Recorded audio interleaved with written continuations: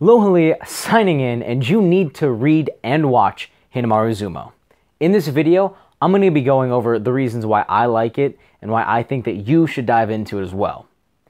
There may be some spoilers up ahead, but I'm going to do my best to avoid them. So first of all, what is Hinomaru Zumou? It is a story about sweaty high schoolers and young men in diapers fighting each other. Okay, that's a terrible description, but it's pretty close to what happens. It is a manga completely and utterly dedicated to sumo. The love of sumo, the practicing of sumo, and it actually gives you a really good overview of the sport itself. Now, this series as a whole does a lot of things that I love, and I am a shonen sports junkie, and this thing is completely tournament talks. Oh damn, my inner Giga is coming out. Sorry guys. A better description of this story would be, this is the journey of Ushio Hinomaru to become the Yokozuna, the top sumo wrestler in the world. And he's actually starting at a disadvantage because he is short. That's right, he is shorter than myself at 5'6".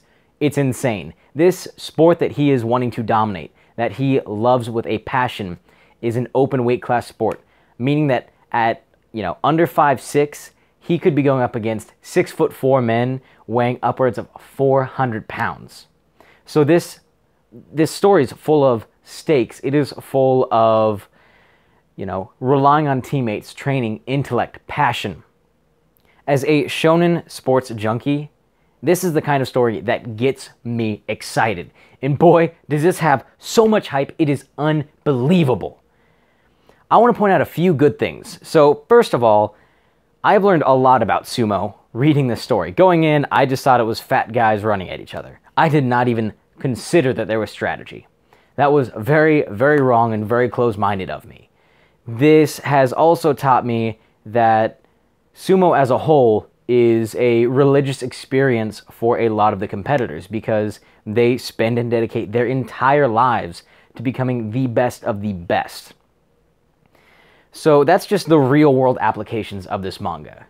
But where the author really shines through in this case is really making it so that you can relate to the characters. As Hinomaru is progressing his way through the ranks in high school, he comes across national treasures. He comes across the best of the best, and he is able to go toe-to-toe with them due to his technique and his dedication. And like I said, this hype of tournaments is just fun. The author also really makes you care about each individual. But there's one more thing that this man does that I love, and that is creating a romance that doesn't feel forced. Now, I'm not a man who has best girls.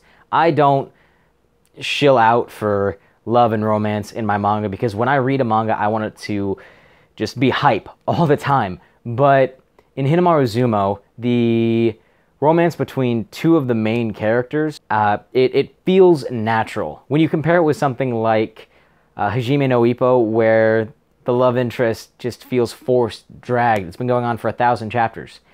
It feels natural, it feels fun, and you're getting to see two different sides of the journey. You're getting to see Hinomaru's journey to become the Yokozuna, and you're getting to see somebody else's blonde hair journey to become the Yokozuna's wife, or another important person in their stable.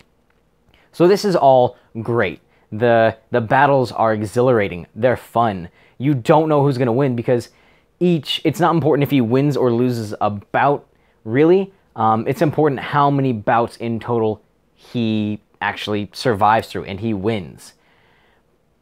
But there is one or two negatives about this story. They're not massive, but they are enough to kind of bother me, and I want to give you a warning about them.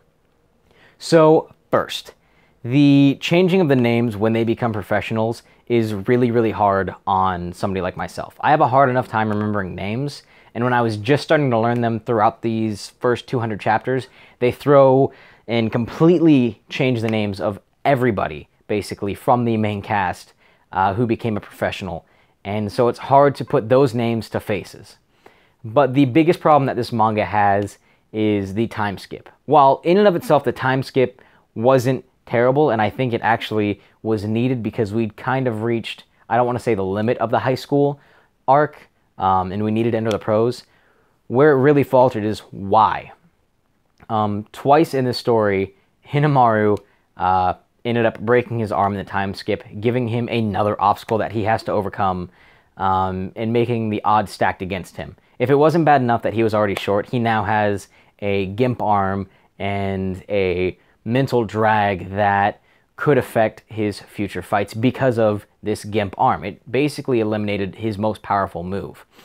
This could have been avoided if we had just done a normal time skip, because Hinomaru is climbing up mountains that are already insane. He's already willing to burn himself out. Now, I understand that this injury, this pain, is going to be something that can push him forward even more, but it feels just like a way to give him more excuses to drag the story on, when I think it could be a little bit shorter and more concise.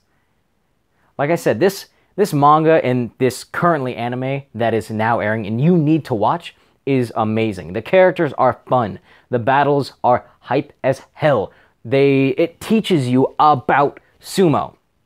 Now, I'm probably going to do a few more videos diving even deeper into what I love about this series, but this is just a brief overview for those of you wondering if it is worth your time to read 200 chapters, to spend 30 minutes watching an anime as of this moment in time.